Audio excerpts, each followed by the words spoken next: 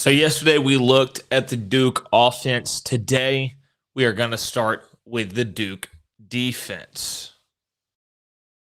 You are Locked On Northwestern, your daily podcast on the Northwestern Wildcats, part of the Locked On Podcast Network, your team every day.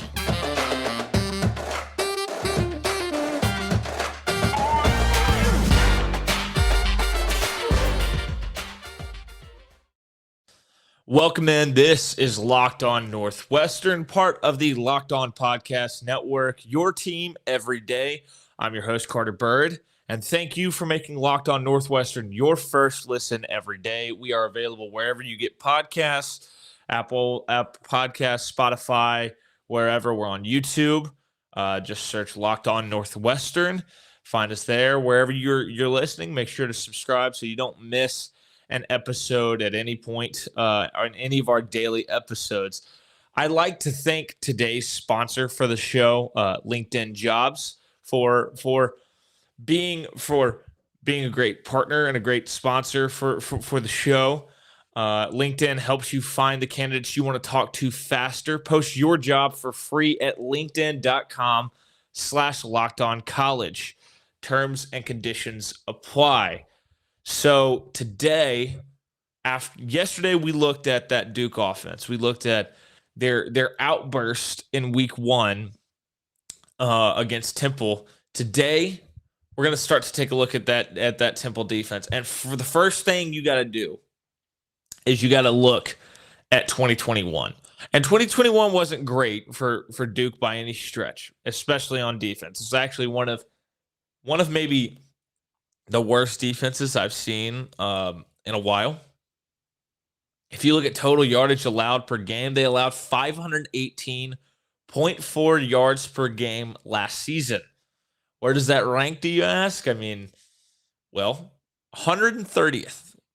In case you're wondering, there are only 130 teams in FBS, and they were last by a full 12.4 yards. They allowed 7.2 yards per play, which was 124th out of 130 teams in college football. Then when you look at passing yards allowed, they allowed 311.8 yards per game, 129th, so second to last. Rushing yards allowed per game, they're a little better, 206.8 yards, 117th out of 130. But again, it probably would have been worse, but teams knew that they could throw it all over the yard on that Duke defense last year. Well, they allowed 5.3 rushing yards per play last season, 115th out of 130 teams. So again, not good there. And then when you look at points allowed, they allowed 39.8 points per game. That's 127th out of 130 teams. So they were bottom of the barrel no matter where you look at it. They just did not stack up with the other defenses at the FBS level, the other defenses at the Power 5 level, and especially like in the ACC, really, they just didn't match up. Well, when you start to look at this defense that has come back in 2022, we're going to start with the linebackers. Normally, we would start with the defensive line. We will cover the defensive line here in a second, but they return a couple linebackers who were, when you look at their depth chart, were significant players last year. And we're going to start with the middle linebacker, Shaka Hayward, a redshirt senior, 6'3", 240 pounds, out of Dacula, Georgia. He, in his career in 2019, his first year of action, 68 tackles, 6.5 tackles for a loss, 3.5 sacks, 1 interception, 2 fumble recoveries. The following year, the numbers go up a little bit. 79 tackles, 8.5 tackles for a loss, 3 sacks, 1 fumble recovery, and that fumble recovery went for a touchdown. 2021, last season, 97 tackles, 10.5 tackles for a loss, 3 sacks, 1 interception, 1 pass defended. So right there, right off the bat, you see that Shaka Hayward's been an important part of this defense for the previous 3 seasons. He's gotten better every year. That defense has relied on him to make a lot of plays and a lot of tackles for loss. You're going to see with the defensive line, the returning production is not huge by any stretch, and it looks like, to me, right off the bat, Shaka Hayward is kind of he has to play in the backfield for this Duke defense to see success. Well, so far this year, through 1 week, he has 5 tackles, a half tackle for a loss, and a pass defended. He's a 3-star in the 2018 class, number 753 national player in the country, the number 46 outside linebacker in the country, and the number 74 player in the state of Georgia. Lining up next to him is Dorian Mousey, a junior, 6'2", 225 pounds out of Detroit, Michigan. In 2020, in his first year of action, 28 tackles, 2.5 tackles for loss, and 2 sacks. Last season, those numbers improved to 59 tackles, 2.5 tackles for loss, half a sack, so sacks went down, but a pass defended and a forced fumble. In week 1 of this year, 6 tackles and a pass defended. So these two guys, between the two of them last season, you saw about 156 tackles between the two of them, which is by far the most returning production in the starting lineup for this Duke defense. Mousey was a 3-star in the 2020 class, number 999 national player, number 63 outside linebacker, and the number 25 player in the state of Michigan. So right off the bat, when you look at this group, you see that those two are going to have to be key players. And the depth behind them will be tested over the course of their season. But right off the bat, those are the two guys I would expect to be the ones you notice right off the bat. Just with the amount of plays that they make, the amount of tackles for loss that they have to make. And I mean, between the two of them, they've got like 7 or 8 sacks over the last 2 years. That's a lot for a pair of linebackers. I mean, they have pretty solid production. Obviously, Shaka is probably the leader of that defense at that middle linebacker spot. Shaka Hayward, coming off a 97 tackle season. Really, really, really solid player up the middle. But I don't think linebacker is the issue for this Duke team. It's going to come down to some other spots, and that's what we're going to talk about here in a second. We're going to start looking at the Duke defensive line. Then we're going to move to the DBs for the final segment today. I want to tell you about the easiest and most fun way to spice up your season. It's Underdog Fantasy and their Pick'em for college football. I cannot emphasize how easy it is to use. Something I've started to look into this season. Easy to play. You can win cold, hard cash in a single game. Underdog has the investment backing from Mark Cuban, Kevin Durant, Adam Schefter, and more. They've always been focused on building superior products for fun user experience. Their customer service team is top-notch, the best in the business, no doubt. Sign up with promo code LOCKEDON, and Underdog will double your first deposit up to $100. So if you deposit $100, you get $100 free. Go to UnderdogFantasy.com or find the Underdog Fantasy app in the App Store or Google Play Store. That's Underdog Fantasy, promo code LOCKEDON. Get in on the college football pick'em action today. All right, so here we go. We've talked about this Duke linebacker core, this Duke defense last year, how the stats were not good. We're going to start to look at this defensive line. And we're going to start at defensive end, R.J. Oben, a redshirt freshman, 6'4", 255 pounds, out of Montclair, New Jersey. 2019, registered a single tackle. 2020, 4 tackles, half tackle for a loss.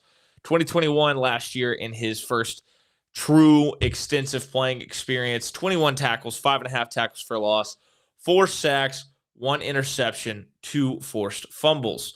Did not record any stats last week in the opener, but he's somebody you can expect to make an impact potentially. He'll be out there, and I mean he's been somebody who's been on that field over the last year for Duke. He's a 3-star in that 2019 class, number 896 national player in the country, number 59 weak side defensive end, and the number 18 player in the state of New Jersey. Playing next to him is Dwayne Carter at defensive tackle, a redshirt junior, 6'3", 298 pounds out of Pickerington, Ohio. 2019, he registered a single tackle. 2020, 11 tackles, 2.5 tackles for a loss, and a sack. Last year, the numbers spiked to 36 tackles, 7.5 tackles for loss, 4.5 sacks, 3 passes defended, 4 forced fumbles. Last week, he had a pair of tackles, 1.5 tackles for loss, and half a sack. Next to him is Jamian Franklin, a redshirt senior, 6'2", 311 pounds, out of Ridgely, Maryland. He's a Notre Dame transfer. In 2 years at Notre Dame, he registered 4 tackles in 2019 and 2020. He's a 3-star in the 2018 class, number 570 national player in the country, number 44 defensive tackle, number 12 player in the state of Maryland. Last year for Duke, he registered 14 tackles and 1.5 tackles for loss. Last week, a pair of tackles, half a tackle for loss, half a sack, a pass defended, and a fumble recovery. So he's somebody who already has made an impact this season. Both these D tackles have made impacts, and I would expect to I can't wait to see how they match up with the interior of that Northwestern offensive line that played so well a couple weeks ago.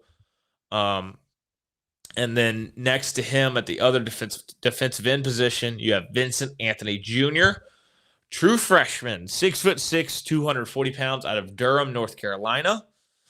Last week, he registered a single tackle in his first action of his college career. This kid's he's a 4-star in the 2022 class, number 297 national player in the country, number 37 defensive lineman, and the number 9 player in the state of North Carolina. Somebody that they expect a lot of big things from, but then again, he's going into game 2 of his college career. So it'll be interesting to see what impact he can have in this season, over the course of this year. It'll be something I keep an eye on. I'm not sure he can make an impact in this one because he's going against a pair of very, very strong tackles on the Northwestern offensive line. Specifically, I mean, he's not going to do a lot against Peter Skoronski, I would imagine. But, I mean, across the board, besides him being a 4-star, everybody else is 3-star. Dwayne Carter, 3-star in the 2019 class, 5'24" nationally, number 39 defensive tackle, number 19 player in the state of Ohio. Just guys that were kind of just found their way, like solid college players, solid potential, not a ton of production. Dwayne Carter probably has the most production of this group so far. Next to him, RJ Oben has the next most production. But it'll be interesting to see how this D-line handles a really, really stout Northwestern offensive line that performed so well against Nebraska in week 1. I mean, let's be honest. Northwestern beat Nebraska because of the offensive line. And Fitz basically has continued to talk about it. He said it's the first time that since he and Kurt Anderson have been together that they have had the entire offensive line grade out over 90%. So this offensive line is the key to the game going against this Duke front. What sticks out immediately to me is this Duke front is considerably smaller than that front that Northwestern saw 2 weeks ago in Ireland. And I want to see if that allows Northwestern to get more push, run the ball between the tackles early, faster, because it started to happen more as the game went on against Nebraska. Northwestern started to wear that front out. I want to see if Northwestern can establish that run quicker. And that's something Fitz talked about in his presser on Monday is he wants to start faster. He wants to get going. He doesn't want to fall behind and have to dig out of a hole. So that's going to be what I watch for this game on what I'm watching for this game on Saturday. I want to see how this D-line, this front seven, these linebackers stack up with this Northwestern offensive line. As you gear up for fall, You need to have the right people on your team to help your small business fire on all cylinders. LinkedIn Jobs is here to make it easier to find the people you want to talk to faster and for free. Create a free job post in minutes on LinkedIn Jobs to reach your network and beyond to the world's largest professional network of over 810 million people. Then add your job and the purple hashtag hiring frame to your LinkedIn profile to spread the word that you're hiring so your network can help you find the right people to hire. Simple tools like screening questions make it easy to focus on the candidates with just the right skills and experience so you can quickly prioritize who you'd like to interview and hire. It's why small businesses rate LinkedIn Jobs #1 in delivering quality hires versus leading competitors. LinkedIn Jobs help you find the candidates you want to talk to faster. Did you know every week nearly 40 million job seekers visit LinkedIn? Post your job for free on linkedin.com/lockedoncollege. That's linkedin.com/lockedoncollege to post your job for free. Terms and conditions apply.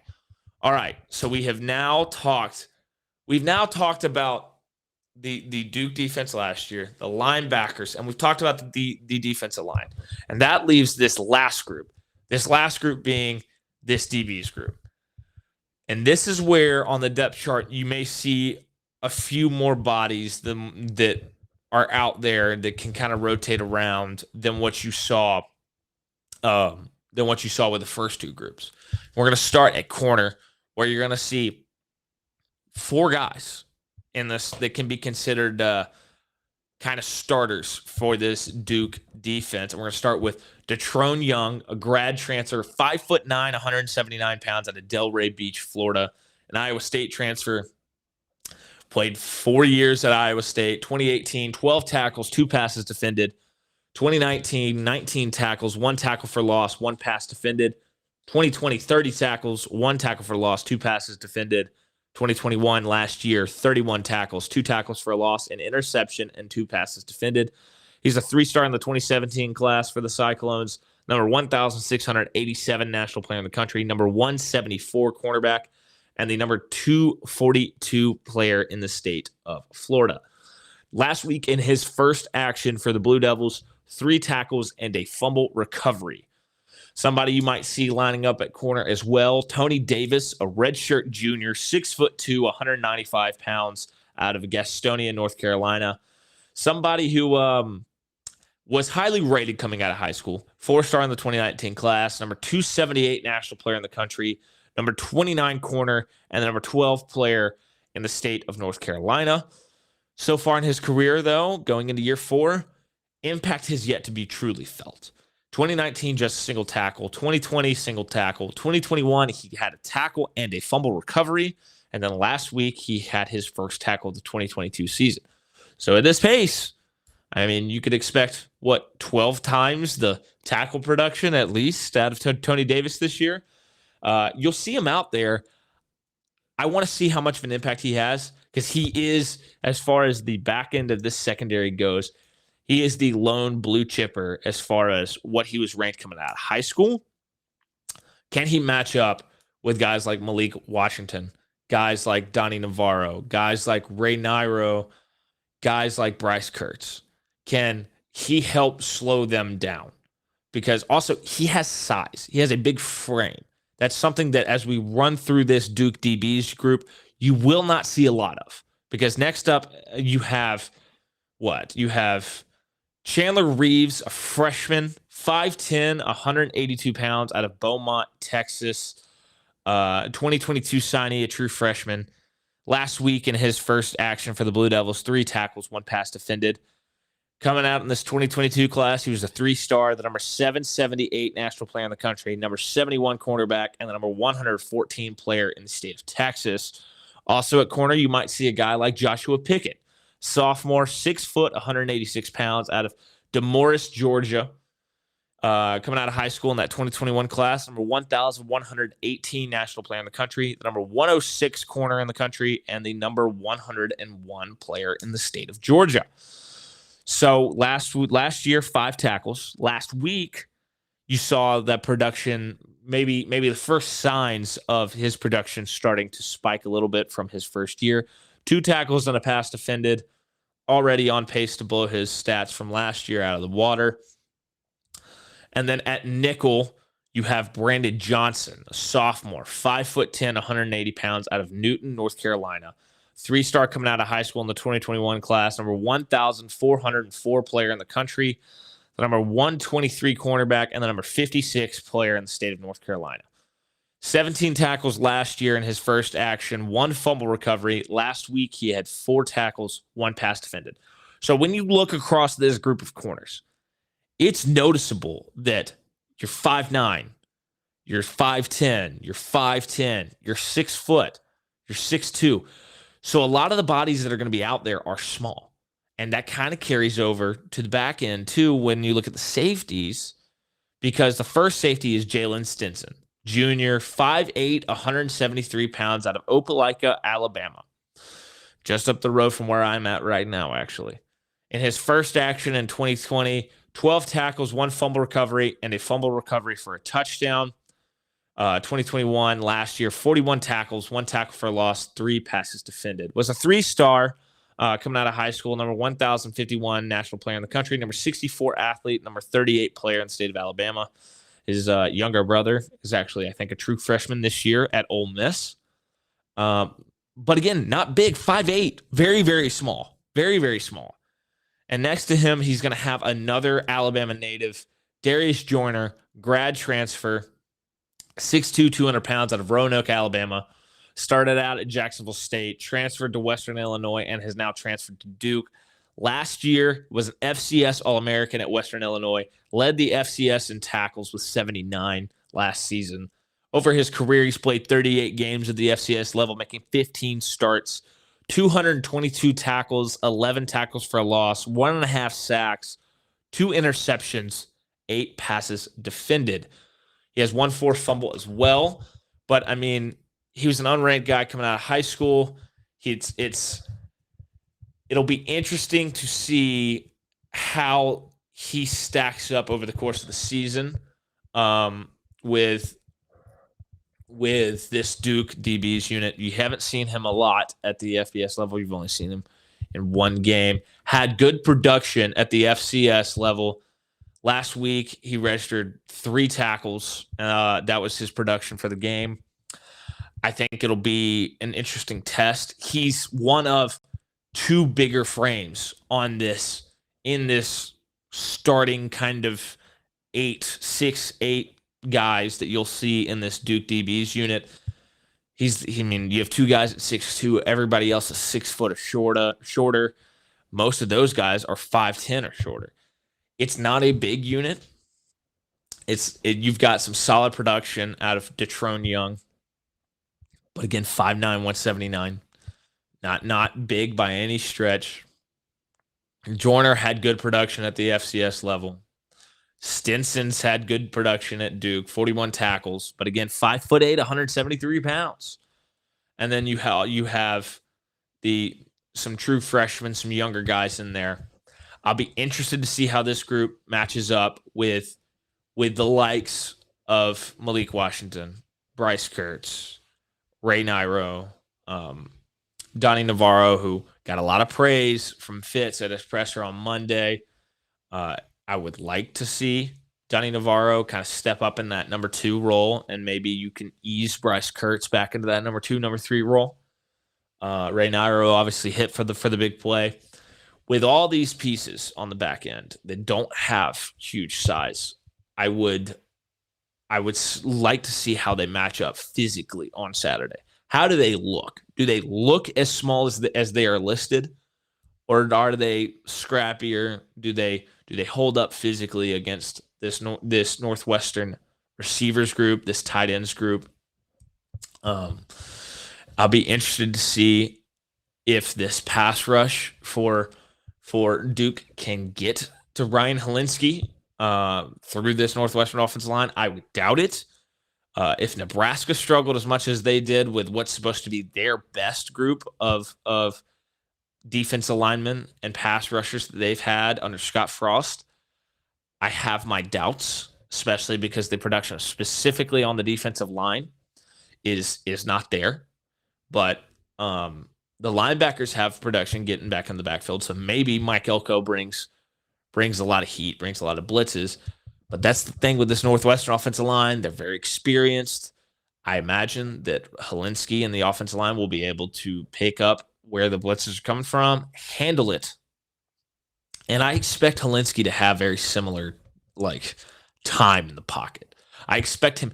He talked so much about how comfortable he was in the pocket after they played Nebraska and Ireland, and how calm he was. I don't see any reason to believe that it's going to change in this game, because I think that this Northwestern offensive line is one of the more underrated groups in the Big Ten, one of the more underrated groups in the country. And I think that they did not get the shine that they deserved coming into the year for the experience they had, for the skill, especially at tackle. They have bookend tackles with 20-plus starts. I think that's significant. Your left tackle with fewer starts is actually a first-round draft pick. So, given that, I want to see how this Duke D-line, if they can get any pressure on Helinski. If they can't, it's a tough ask for this DB's unit to lock down receivers. Doesn't matter who they are, especially Malik Washington, a guy who has looked really good in his career already and looks like he's about to have his true 100% breakout year, especially for a guy like Donnie Navarro, who has had production at different levels, has been there, has been up and down where the levels of college football, has been at the Power 5 level, has produced some at the Power 5 level. Same for Bryce Kurtz. And I just think it's a challenge for this Duke defense. Again, and if they can't get into the backfield, if they can't get pressure, if they can't get their own push in that 6-inch war that Fitz talks about so much, I see no reason why Northwestern's offense doesn't replicate what it did against Nebraska. If anything, it might start sooner, because it was a little slow getting going. Helinski looked awesome, not his fault. But Northwestern dug a hole for itself. I think what you'll see in this game is you'll see Northwestern establish the run quicker. I think you'll see them go to Evan Hull, to Cam Porter, to Andrew Clare. Let those guys get rolling and then have that open up the pass game. That's what I think. That's what I'll be watching on Saturday, specifically with this Duke defense. I am very interested to see how this all plays out on Saturday. I feel confident. I feel more confident than I did 2 weeks ago for Northwestern. Home game. There's a whole lot of factors going in their favor, but make sure you come back later this week. We're going to try to get a crossover episode with JJ Jackson of Locked On Blue Devils, Locked On Duke. So try to get that going. We're supposed to connect today on trying to get it done. Didn't work out. Try to get that nailed down and that up before the game as well. We're going to continue to preview this matchup. We'll also take a look at some of the other games happening in college football this weekend, because there are a few ones that are intriguing. One out there in Provo, another one in the SEC between a couple SEC East foes that I think have the chance to be the games of the week. Not that Duke, not that Alabama Texas game. It's not going to happen, Texas. You're not there yet. But thank you for listening to Locked On Northwestern. Thank you for making Locked On Northwestern your first listen every day. We're available wherever you get podcasts, Apple Podcasts, Spotify. We're on YouTube. Just search Locked On Northwestern. You can find us there. Subscribe. Make sure you don't miss any episodes. Make sure you are staying up to date with everything going on with Northwestern. And I'm your host, Carter Bird. You can follow me on Twitter at CarterBird13 and on Instagram at CarterBird13 as well. We're going to continue to preview this matchup as the week continues. And I want to reiterate, thanks again for making Locked On Northwestern your first listen every day. Now, for your second listen, go check out the Ultimate Pro Football Preview 2022, an 8-episode extravaganza to get you ready for the NFL season that starts tomorrow. The local team experts of the Locked On Podcast Network, plus a betting angle from Lee Sterling of Locked On Bets, all combining into one ultimate NFL preview. Search Ultimate Pro Football Preview 2022 on your Odyssey app, YouTube, or wherever you get your podcast. That's going to do it for today. We'll see you tomorrow with another episode. Hopefully we can get this crossover episode done, but we'll see.